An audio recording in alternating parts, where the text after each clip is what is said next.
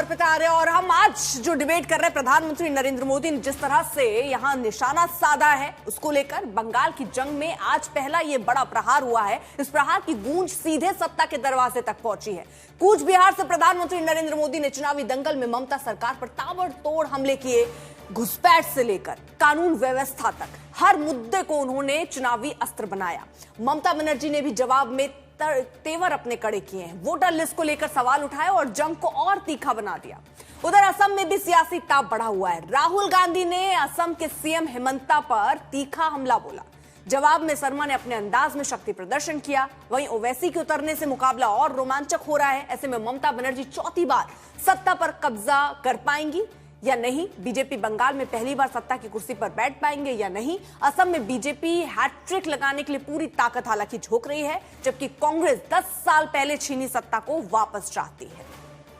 ऐसे में सवालों की लिस्ट बहुत लंबी है, उसकी शुरुआत कर देते हैं बिना देर किए। हमारे साथ खास मेहमान जो इस वक्त जुड़ चुके हैं, जल्दी से तारुफ आपका करा दें। रोहन गुप्ता, प्रवक्ता बीजेपी के, स्वयं प्रकाश पुरोहित, प्रवक्ता टीएमसी के, सुरेंद्र राजपूत, प्रवक्ता कांग्रेस पार्टी के, प्रोफेसर संगीत रागी इस वक्त हमारे साथ हैं, राजनीतिक विश्लेषक। लेकिन सबसे पहले स्वयं प्रकाश पुरोहित, प्रधानमंत्री नरेंद्र मोदी ने शुरुआत कर दी और ये कह रहे हैं कि इस बार तो परिवर्तन होगा।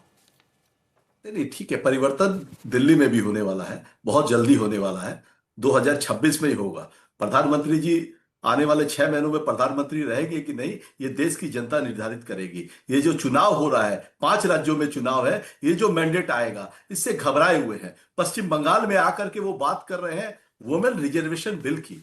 वुमेन रिजर्वेशन बिल 2013 के अंदर में पार्लियामेंट में रखा गया और अभी तक वो उसको काम मतलब आप योजना को लागू नहीं कर पाए हैं। आप मुझे बताइए, भारतीय जनता पार्टी या अन्य राजनीतिक पार्टियों का कितना रिप्रेजेंटेशन है महिलाओं का? 15-16% से ज्यादा ना कांग्रेस का है ना बीजेपी का है। मैं लोकसभा, राज्यसभा, ग्राम पंचायत, काउंसिलर, एमएलए सब की बात कर रहा हूं। दूसरी तरफ ममता बनर्जी की जो पार्टी है, ऑल इंडिया तृणमूल कांग्रेस है, 36% का रिप्रेजेंटेशन है। साइनी घोष जैसी तेज तर्रार नेत्री हमारी जाती है संसद में। युवा नेत्री श्रेया पांडे, उनको टिकट दिया जाता है चुनाव लड़ने के लिए कोलकाता शहर से। तो महिलाओं का डॉक्टर शशि पांजा, महिलाओं के लिए जिस तरह से ममता बनर्जी ने काम किया है पश्चिम बंगाल में, उसकी बात कर रहे हैं मोदी जी। दूसरी तरफ हिंदू मुसलमान की बात कर रहे हैं कि हिंदुओं को ठीक से नहीं रहने दिया जाएगा। ये सोचिए, देश के एक प्रधानमंत्री ये सवाल कर रहे हैं।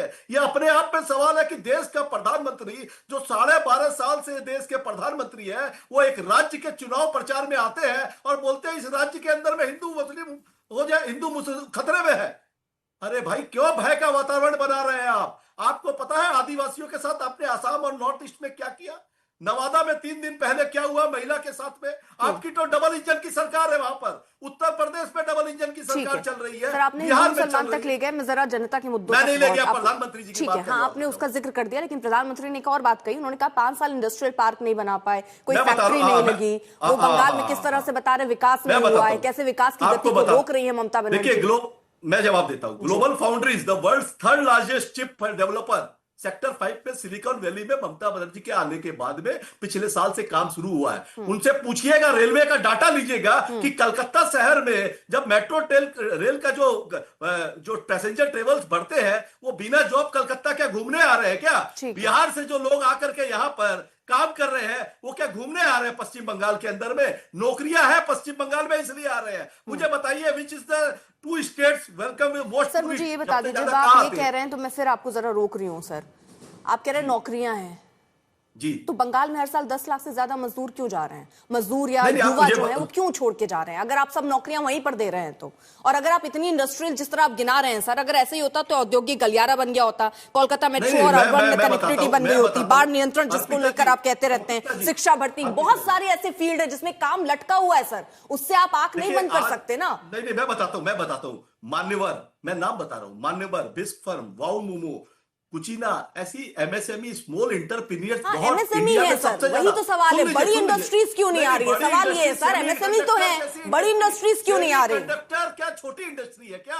सिलिकॉन वैली में सेमी कंडक्टर की इंडस्ट्री भारत में सिर्फ 4 जगह लग रही है। 2 गुजरात पे ले गए मोदी जी, एक महाराष्ट्र वाली भी गुजरात पे ले गए, एक आसाम में ले गए, एक ममता बनर्जी ने पश्चिम बंगाल में उनको लेकर के आए हैं। आप पता कर लीजिए रोहन है कि नहीं, मुझे नहीं पता है। कोलकाता में 70,000 करोड़ रुपया सिर्फ बिजनेस होता है सिर्फ दुर्गा पूजा के अंदर में। यूनेस्को उन्हें सम्मानित करती है, मगर देश के प्रधानमंत्री आते हैं और बोलते हैं हिंदू खतरे में है। अगर आप मुझे बताइए टूरिस्ट, अगर मैं मान लूं कि कई बार आप जो डेटा लेकर आ रहे हैं, लेकिन मेरे पास जो जानकारी है सर, अगर बंगाल की स्थिति को देखें, डेब्ट टू जीएसडीपी रेशियो लगभग 37% है सर, जो इस भारत के सबसे कर्जदार राज्यों में आपको एक बनाता है। जब इतनी बढ़िया बढ़िया सब चीजें हो रही हैं, तो आपका राज्य इतना कर्जदार कैसे है सर? मैं बताता हूँ, देश का कर्ज 400 गुना बढ़ा है, 400% देश का कर्ज बना है मोदी सरकार के अंदर में। आप पता करिए। अरे आप तो ये कह रहे हैं ना कि मोदी कुछ कर नहीं पाते हैं, सब कुछ ममता बनर्जी कर पाती हैं, तो आप अपने राज्य को क्यों नहीं सुधार पाए? क्यों कर्ज आपने घटाया नहीं? ये बड़ा सवाल है। ठीक है सर, प्रधानमंत्री नरेंद्र मोदी नहीं देते हैं, उसकी बात आप नहीं करेंगे, सवाल ममता नहीं सर, बंगाल पे बात कर रहे हैं इसलिए उस पर बात कर रहे हैं, डेटा के साथ बात कर रहे हैं। रोहन एक जवाब, सारे मेहमानों का लंबा इंतजार हो गया क्योंकि प्रधानमंत्री को सुन रहे थे। रोहन एक रिएक्शन, ठीक है, वो नहीं दे रहे, उसके बारे में सवाल नहीं करेंगे। ठीक ठीक, देखिए ये जो, और सर ये बकाये पर मैं जरा इस पर भी काउंटर करूंगी, जरा रोहन से जवाब मुझे लगता है बीजेपी करेगी, मुझे नहीं समझ में आ रहा। आप करेगी कि भाजपा करेगी? काउंटर करने का भाजपा का है, सवाल करने का सर आप एक बार ना जरा डिबेट कैसे होती है वो पढ़ लीजिएगा। काउंटर करने का अधिकार केवल बीजेपी का नहीं है, एक पत्रकार का भी है। आप जब जनता के पैसे सर आपको टैक्स के रूप पर मिलते हैं, कहाँ खर्च हो रहे हैं कहाँ नहीं हो रहे, वो पूछना मेरी जिम्मेदारी है और वो आप मुझे नहीं सिखाएंगे। रोहन गुप्ता, ठीक है, नहीं सर अब आपकी बारी नहीं है ना सर, रुक जाइए, लगातार आप ही नहीं बोलते रहेंगे। रोहन गुप्ता, इनको चुप करवाइए। जिस प्रकार से झूठ के पुलिंदे यहाँ पे बांधे गए, मुझे लगता है Guinness book of world record में इनका नाम जरूर आ सकता है कि 5 मिनट में सबसे ज्यादा झूठ कैसे आप बोल सकते हैं।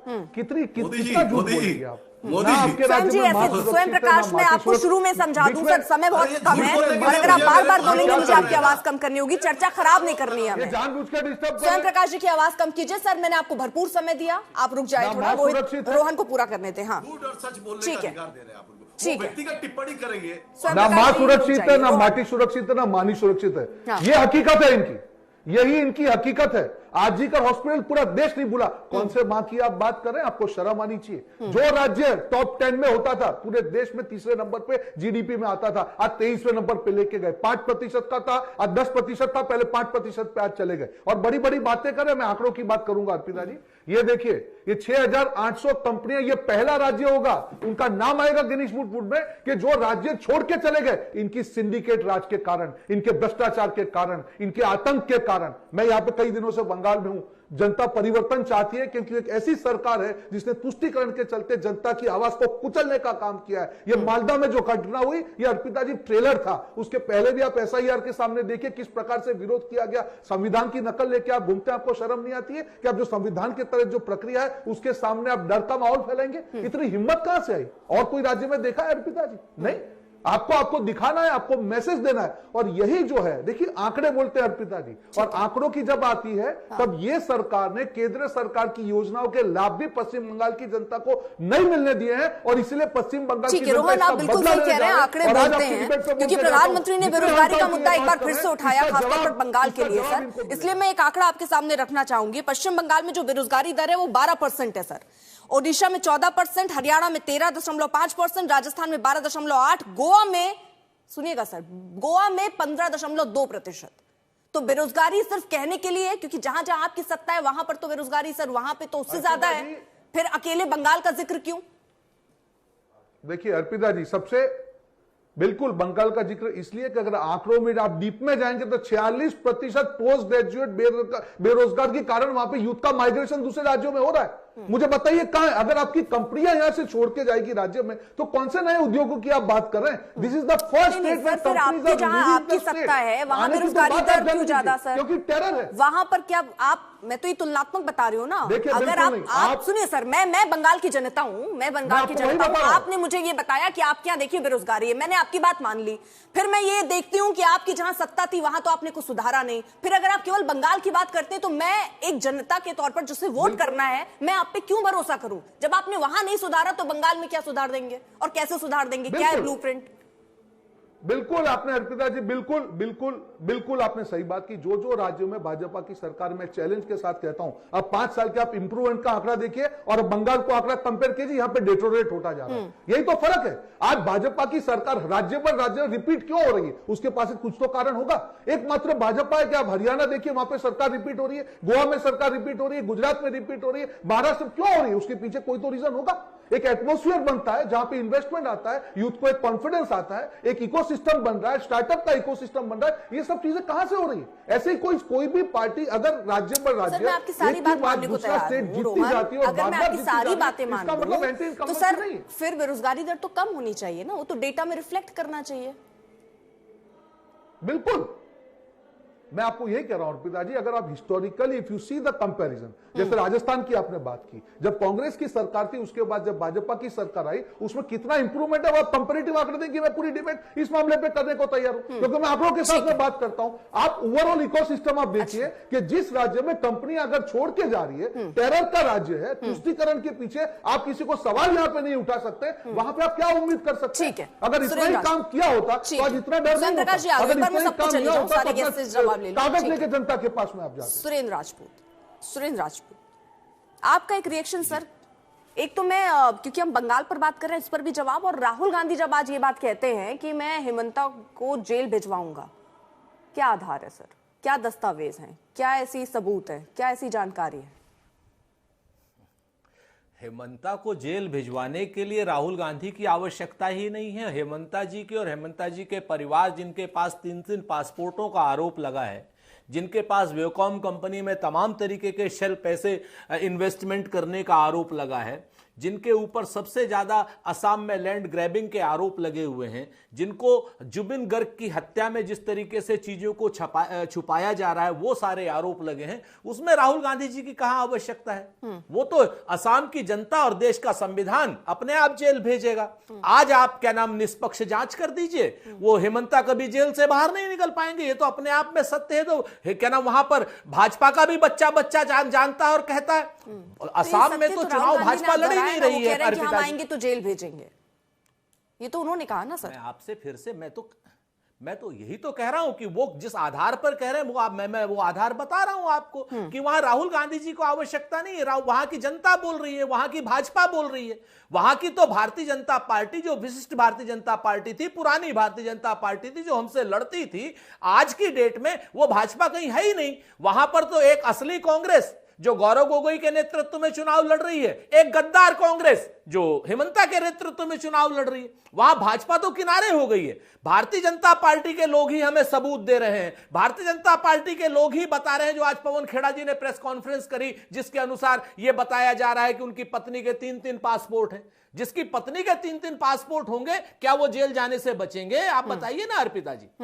आपके सामने है, सारी परिस्थितियां सामने है। जो आज पवन खेड़ा जी ने प्रेस कॉन्फ्रेंस की है, मैं पासपोर्ट नंबरों के, मैं वो जो एक वेवकॉम कंपनी है, मैं हो सकता है नाम ठीक ना प्रोनाउंस कर पा रहा हूं, वो उस पे जो शेल एंट्रीज हैं, उसके अलावा जिस तरीके के हेमंता के ऊपर भ्रष्टाचार के आरोप वहां के भाजपा के लोग लगा रहे हैं, किसी और की तो बात छोड़ दीजिए। सबसे बड़े आरोप तो अमित शाह जी ने लगाए थे उनके ऊपर, ट्रक भर करके आरोप लगाए थे। तो उन्हीं आरोपों की जांच होगी और वो जेल जाएंगे, उसमें कौन सी बहुत बड़ी बात है। वहां पर तो हमारी कांग्रेस यानी असली कांग्रेस और गद्दार कांग्रेस के बीच में लड़ाई है। भारतीय जनता पार्टी के लोग तो हमें कहीं ना कहीं से कुछ। हेमंता कब से करप्ट है? अब ये तो एक बात बताइए ना, हेमंता जब से भी करप्ट है। अमित शाह से पूछे हेमंता कब से करप्ट है? हमको तो देर लग गई पकड़ने में, इसीलिए हमने मतलब जब तक वो आपके साथ थे तो आप पकड़ नहीं पाए, वो बीजेपी में चले गए तो आपको पता चल गया कि अच्छा हाँ ये करप्ट थे। अरे हमने ना अर्पिता जब पकड़ा तो हमने कुत्ते को बिस्कुट खिलाया, हेमंता को बिस्कुट नहीं खिलाया था। और ये बात तो हेमंता खुद ही कहते हैं, ये हम थोड़ी कह रहे हैं, ये बात तो हेमंता कहते हैं। हेमंता ने कहा कि भाई हम राहुल गांधी जी कुत्ते को बिस्कुट खिलाने लगे, मैं उठ के चला आया। तो हमें जब पता चला, हमने उनको उनकी जगह दिखा दी। हाँ, उनकी जगह मतलब दिखाने आपने जगह दिखाई कि आपकी जगह बीजेपी में है। अरे हमने तो जगह दिखाई कि आपकी जगह यहां से, वो तो अमित शाह जी ने कहा था कि इनको तो जेल भेजेंगे, चक्की पीसेंगे, इतने साल की जेल जाएंगे। प्रेस कॉन्फ्रेंस अमित शाह जी कर रहे थे और उसके बाद अमित शाह जी ने उनको बीजेपी की वॉशिंग मशीन में डाला, कमल छाप साबुन या पाउडर लगाया और हेमंता को बिल्कुल पूरी तरीके से धो पहुंच के ले आए और उसके बाद उनको मुख्यमंत्री बना दिया। सबसे भ्रष्ट आदमी को, जिसको सबसे भ्रष्ट आदमी मैं समझ गई सर, लेकिन मैं यही पूछ रही हूँ कब से, जब तक वो आपके साथ थे, क्योंकि आरोप तो सर बहुत पहले से ही है ना उनके ऊपर, तो ये तो बीजेपी पूरी तरीके से कच्चा चिट्ठा खोल रही थी, तब तक तो आपको हेमंता सही लग रहे थे। जब वो छोड़ कर गए तो आपको रियलाइज हुआ कि गलत आदमी थे। बड़ा मसला है अर्पिता जी, आदमी के पुरखे बंदर थे। मैंने तो आपको बड़े स्पष्ट तरीके से बताया कि जैसे ही राहुल गांधी जी को पता चला, वैसे ही राहुल गांधी जी ने अपने कुत्ते को बिस्कुट खिलाए, हेमंता को बिस्कुट नहीं खिलाया। जब हमें पता चला ना, हो सकता है मैं लेट पता चला हूं, मैं फांसी दे देंगी क्या? लेट पता चला। संगीत रागी जी, ये क्या मसला है, जरा समझाइए, क्योंकि शायद मैं भी नहीं समझ पा रही हूँ, व्यूअर्स भी नहीं समझ पा रहे। ये क्या कुत्ते को बिस्किट खिलाने वाली बात चल रही है? मुझसे पूछ रही हैं? नहीं सर, संगीत जी से समझ लूं, आ रही हूँ। देखिए राहुल गांधी के जितने भी करीबी थे, चाहे वो सिंधिया जी हों, चाहे वो जितेंद्र प्रसाद जी के बेटे हों, आप देखेंगे कि सभी के सभी राहुल गांधी को यदि छोड़ करके चले जा रहे हैं तो अब पता नहीं कुत्ते को बिस्किट खिलाने के कारण हो रहे हैं या उन्होंने अपना भविष्य देखा कि राहुल गांधी के साथ हमारा भविष्य नहीं है। कांग्रेस पार्टी में राजनीतिक भविष्य नहीं होने के कारण ही ये जितने लोग भाग करके आए वो भारतीय जनता पार्टी में आए। ये बात बहुत साफ है और इसमें गद्दारी वगैरह का मसला नहीं है। और भ्रष्टाचार के सबसे बड़े प्रतीक तो लालू प्रसाद यादव थे, उनके साथ राहुल गांधी को बहुत अच्छा लगता है। आते हैं जरा बंगाल पे आते हैं, क्योंकि मुझे लगता है कि आसाम के चुनाव में तो कांग्रेस पार्टी है, बंगाल के चुनाव में कांग्रेस पार्टी दीजिए ना, जो हेमंता ने कहा था कि मुझे बिस्कुट नहीं खिलाया, कुत्ते को बिस्कुट खिला रहे थे। थोड़ा सा सर कभी तो सच बोल दिया कीजिए संगीत भाई, सर इतना तो कम से कम हेमंता के बयान को तो आप बता दीजिए। सही सर अर्पिता जी नहीं समझ पा रही हैं। सर आप तो बड़े विद्वान हैं सर, दिल्ली यूनिवर्सिटी में पढ़ाते हैं। अर्पिता जी सर मुझे बोल लेने दीजिए, अपने आप उत्तर मिल जाएगा। अभी बंगाल के बारे में बात की रहे थे, मैं जरा बंगाल के एक डेटा देख रहा था स्टार्टअप का। महाराष्ट्र में 28,000 स्टार्टअप हैं, नए स्टार्टअप। कर्नाटक में भी 17,000 हैं, दिल्ली में 15,000, उत्तर प्रदेश 13,000, गुजरात 11,000 और बंगाल कितना है 2700 से 3,000 के बीच में। यदि आप एफडीआई का आंकड़ा यदि आप देखेंगे तो बड़ा चौंकाने वाला आपको मिलेगा। महाराष्ट्र के अंदर जो है 94 बिलियन डॉलर है, कर्नाटक के अंदर 63 बिलियन डॉलर है, यानी कर्नाटक की एक सरकार भी अच्छा कर रही है फॉरेन डायरेक्ट इन्वेस्टमेंट को लेकर के। गुजरात 46 बिलियन डॉलर है, तमिलनाडु 17 बिलियन डॉलर है और वेस्ट बंगाल 1.9 बिलियन डॉलर है। यानी कि बंगाल का कंट्रीब्यूशन या बंगाल के अंदर पूरे देश का 1% फॉरेन डायरेक्ट। उड़ीसा मध्य प्रदेश भी बताते थे। एक मिनट नहीं आप बंगाल जीडीपी बताइए ना, जीडीपी कौन से 3 शहरों की है? डाटा मैं आपको पूछ रहा हूँ, हम 3 कौन से शहरों की जीडीपी सबसे ज्यादा है? सर मुंबई, कलकत्ता और मुंबई, दिल्ली और कलकत्ता। सर जीडीपी पे आंकड़े की बात हो रही है, आपने आंकड़ा बताया, बहुत अच्छी बात है। पिछले 5 साल का आंकड़ा है ये। सर आज मेरी थोड़ी 5 साल के अंदर में आज मेरी तबीयत थोड़ी नाशाद है। 45,000 करोड़ का पश्चिम बंगाल में इन्वेस्टमेंट। मेरी तबीयत थोड़ी आज नाशाद है, इसलिए हम आपके ऊपर बोल नहीं पा रहे हैं। नहीं आप नहीं बोल पाएंगे क्योंकि मेरी तबीयत थोड़ी आज नासाद है, इसलिए हम आपके ऊपर नहीं बोल पा रहे हैं। लेकिन मुझे वक्त दीजिए, ठीक है, उनको कंप्लीट करना दीजिए। सर मैं एक चीज समझना चाह रही हूँ संगीत रागी साहब, ये जो आपने पूरे डेटा वो हम उस पर तो चर्चा कर ही रहे हैं, क्योंकि हम हेमंता पे भी बात कर रहे थे। आपको लगता है कि जिस तरह ये एक मुद्दा है, चुनाव जब वो बीजेपी में थे तो एकदम ठीक थे, जब कांग्रेस पार्टी में आए तो कांग्रेस में थे तो एकदम खराब थे और उसके बाद बीजेपी में आए तो ठीक हो गए, ये स्टैंड क्या कहता है? अब जरा इसी पर्सपेक्टिव को जरा उलट दीजिए। जब वो कांग्रेस पार्टी में थे और भारतीय जनता पार्टी आरोप लगाती थी तो कांग्रेस पार्टी उनको डिफेंड करती थी। अब आप पासपोर्ट का मामला, तो राहुल गांधी के पास भी तो 2 पासपोर्ट हैं। उनकी नागरिकता, स्वयं की नागरिकता जो है वो कोर्ट के में सुनवाई चल रही है उसके मामले में। उनके डिग्री में जो लंदन के अंदर झाला। जो डिग्री में जो नाम का है वो अलग है, अभी नहीं, जो ये है मेरे वो ऊपर गलत बिल्कुल अलग आरोप है। लगा रहे हैं, मैं तो आपको ये स्पष्टीकरण इन चीजों को मुझे लगता है कि इसका कोई चुनाव पर बहुत असर नहीं पड़ने वाला है अर्पिता जी। महत्वपूर्ण बंगाल को लेकर के जो सबसे बड़ा खतरा है कि बांग्लादेशी मुसलमान, फिर आप कहेंगे हिंदू मुसलमान, तो मैं जरूर करूंगा कि हम हिंदू मुसलमान होना चाहिए। और मैं ऐसा इसलिए खुल करके कह रहा हूं कि बंगाल की सभ्यता और संस्कृति को सिर्फ वोटों के लिए ममता बनर्जी ने बांग्लादेश बनाने का साजिश बना दिया है।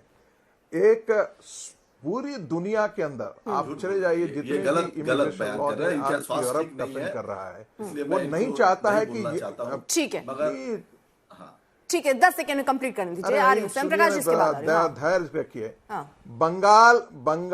बंगाल को इस्लामिक स्टेट खड़ा करने में ममता बनर्जी का इतिहास में आकलन होगा। जिस प्रकार से सोहरावर्दी ने हिंदुओं का नरसंहार करवाया था वसीरहाट में, मालदा में और बंगाल के अन्य जिलों में, हिंदू दहशत के अंदर है। आज भी कई हमें फोन आते हैं, रोजों फोन आते हैं, सर हम डर से कैसे वोट देने जाएंगे, जब तक राष्ट्रपति शासन वहीं नहीं लागू होता है तब तक ममता बनर्जी के गुंडे, फिर मैं बता रहा हूं, गुंडे ममता बनर्जी, टीएमसी कोई एक पॉलिटिकल पार्टी नहीं है, यह गुंडों की पार्टी है, ये असभ्यों की पार्टी है जिसका डेमोक्रेसी में कोई विश्वास नहीं कई बार था। संगीत रागी जिस जी प्रकार से बहुत सारी खामियां हर सरकार में होती है, लेकिन इतना कह देना, और दूसरा जो आप ये बात कह रहे हैं सर, जो आप ये बात कह रहे हैं, नहीं, जो आप ये बात कह रहे हैं कि वो गुंडों की पार्टी है, सर सुनिए, जब आप एक तरफ प्रधानमंत्री नरेंद्र मोदी के लिए ये कहते हैं कि जनता ने उन्हें चुना, उसकी रिस्पेक्ट करते हैं, तो ममता बनर्जी को भी जनता ही चुन रही है, तो उसकी भी रिस्पेक्ट होनी चाहिए। स्वयं प्रकाश जी, एक रिएक्शन आपका। देखिए ये लड़ाई जो है, ये जो चुनाव है, आगामी चुनाव, पीपुल ऑफ वेस्ट बंगाल, नहीं, आप ऐसे नहीं कह सकते ना, पूरी पार्टी गुंडों की पार्टी है सर, ये कोई ये बात नहीं हुई ना सर। शांति, आप बांग्लादेशी मुसलमानों के अरे सुन लीजिए भाई, अब हो गया चुनाव आपका से, स्वास्थ्य। और फिर देखिए कि ममता ये जो बनर्जी लड़ाई- कितनी नहीं, सीटें नहीं, ये जीतती मैं है कह पश्चिम रहा हूं। वो बंगाल तो आने के के बाद पहली बार जीती होंगी, दूसरी बार जीती होंगी, दूसरी आधार पर जीती होंगी ना सर, ये ठीक नहीं है, वो उनकी पूरी पार्टी को गुंडे की पार्टी कह दे, ठीक है, कमियां हो सकती हैं, खामियां हो सकती हैं, लेकिन पूरी पार्टी को ऐसे ही, मुझे कहने का हक है। हाँ ठीक है सर, अच्छी है, मुझे भी ये साफ करने का हक है सर, आपने कह दिया, ठीक है, जनता को निर्णय कर दीजिए। बिल्कुल सही बात है, जनता को निर्णय करनी है। स्वयं प्रकाश जी जल्दी से 10 सेकंड सर, ठीक है, सुरेंद्र राजपूत जी इसके बाद आ जाए। ठीक है सर, आपकी तबियत थोड़ी ठीक नहीं थी संगीत जी, करके पश्चिम बंगाल की सभ्यता और संस्कृति को दीमक की तरह चाट लिया है। स्वयं प्रकाश, बंकिम दा बोलने वालों से सभ्यता का ज्ञान नहीं लेना है। पश्चिम बंगाल का विश्व गुरु जी आजकल फिल्मों के प्रचार में लगे हुए हैं, उनकी थोड़ी स्वयं प्रकाश जी बंगाल पर बात कर लें। महिला के साथ रेप करने को बचाने के लिए कौन जाता है? टीएमसी के गुंडे जाते हैं, मंत्री जाते हैं। संगीत जी रुक जाइए, संगीत जी ये तरीका नहीं हुआ सर, ये तरीका नहीं हुआ। चलिए मैं दोनों को रोक रही हूँ, सुरेंद्र राजपूत जी यहाँ पर जल्दी से अपना पॉइंट रखिए, फिर रोहित, क्योंकि समय भी कम है, समय भी कम, आवाज कम कीजिए। सुरेंद्र राजपूत, रोन आ रही है उसके बाद जी, ठीक है जी, दो चीजें बड़ी स्पष्ट हैं जो आज प्रधानमंत्री जी ने बंगाल में अपने भाषण पे कही, और इससे पहले मैं संगीत रागी को कह दूं, आज इनका आउट ऑफ सिलेबस क्वेश्चन आ गया आसाम का, इसलिए बोल नहीं पाए।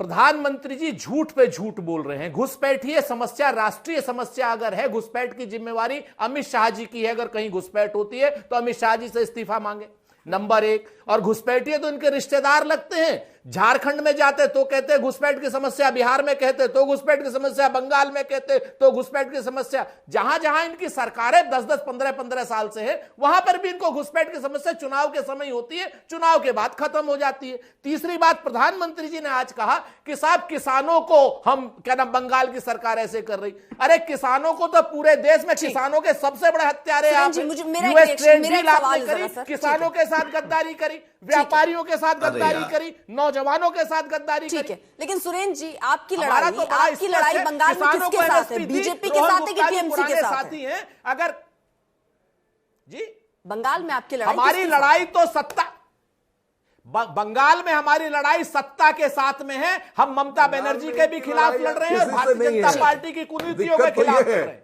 हाँ ठीक है, रोहन, भारतीय जनता पार्टी की कुनीतियों के खिलाफ लड़ रहे हैं और हम सत्ताधारी, अभी इन्होंने, मैं चिल्ला के बात नहीं करता। ठीक है रोहन, अर्पिता जी इनको रोकिए, इन सबको रोकिए, ऐसे डिबेट नहीं होती। देखिए अर्पिता जी, अभी उन्होंने अपनी आपकी पोल खोल के रख दी। जो दरबारी कांग्रेस का आज हाल हुआ है, अभी 3-4 बड़े लीडर ने यह कह दिया कि जो गैस और मामले में जो अराजकता फैलाई जा रही है, ऐसा माहौल नहीं है ग्राउंड लेवल पर, जो हकीकत उन्होंने कहा उसके ऊपर भी सवाल उठना चालू हो गए। अरे ये भी ये है, ये भी, कब तक आप जो हकीकत है उससे अपना मुंह फिरते रहेंगे? अभी आपने कहा घुसपैठियों की बात की, मैं आपकी पोल खोल के रख देता हूं 5 सेकंड में। बीच में मैं नहीं बोला, मैं बीच में नहीं बोला, मैं बीच में नहीं बोला, मैं बीच में नहीं बोला, मैं बीच में नहीं बोला। रोहन, मेरा एक सवाल मैं हेमंता पे भी पूछना चाह रही हूँ, क्योंकि समय बहुत लिमिटेड है। समय बहुत लिमिटेड है। मुझे ये बताइए सर, वो पूरा बुकलेट जो लेकर आए थे जिसमें बताया था कि हेमंता कितने करप्टेड हैं, वो बुकलेट का क्या हुआ?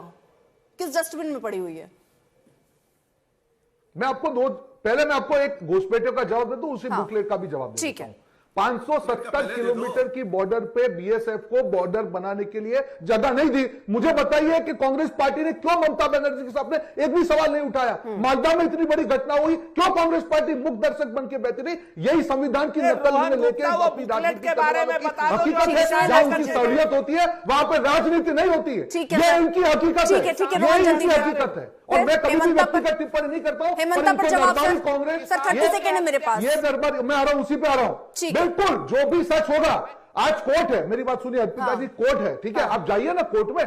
क्यों आप मीडिया ट्रायल कर रहे हैं? आपकी अगर हकीकत है, मैं दम के साथ कहता हूं, जाइए केस फाइल करिए। क्यों यहाँ पे हवा पानी कर रहे हैं? ये बिस्किट खिला दिया, आपकी इसी भाषा ने आपको बर्बाद कर दिया। मतलब अब आपकी केस में वो फिर कोर्ट जाए, और अगर जिसके पास हो वो दूसरा कोर्ट जाए, या वो अब लड़ाई लड़े। यानी कांग्रेस में जब वो हेमंता थे तो बीजेपी लड़ाई लड़े, बीजेपी में चले गए तो वो लड़ाई लड़े। यानी अपने दल में आने के बाद थोड़ी सी शांति और चुप्पी तो नजर आती है। प्रधानमंत्री नरेंद्र मोदी चुनावी बिगुल फूंकते हुए कूच बिहार पहुंचे, और यहाँ क्योंकि स्ट्रॉन्ग होल्ड, और ऐसे में इसको किस तरह से बरकरार रखना है, महिलाओं का मुद्दा यहाँ पर उठाया, क्योंकि महिलाएं निर्णायक भूमिका में बंगाल में हैं, और ऐसे में उनको साधना, बेरोजगारी का मुद्दा उठाना, किसानों का मुद्दा उठाना, यानी सरकार पर सीधे तौर पर प्रधानमंत्री ने निशाना साधा है।